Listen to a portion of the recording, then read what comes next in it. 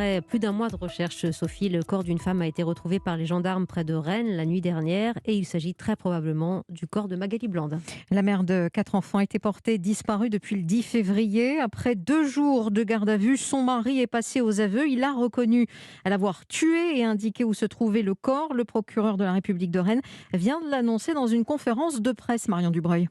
Oui, son mari a avoué l'avoir tué le jour de sa disparition. C'est grâce à ces indications que les gendarmes ont pu retrouver le corps de Magali Blandin hier soir dans la forêt, à quelques kilomètres de la ferme familiale à Montauban de Bretagne, comme l'a précisé le procureur de la République de Rennes, Philippe Astruc. Il dit que lorsqu'elle est sortie, il lui a asséné un violent premier coup de batte de baseball, puis un second pour s'assurer de son décès.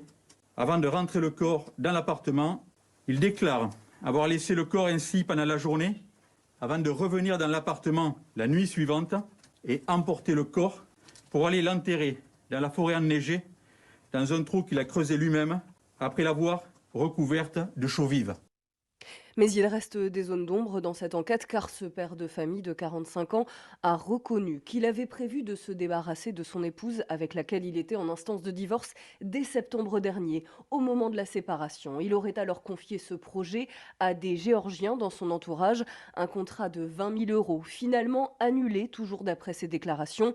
Un homme a déjà été mis en examen pour meurtre en bande organisée dans ce volet. Le voisin du mari, un autre Géorgien, est en ce moment présenté à un juge.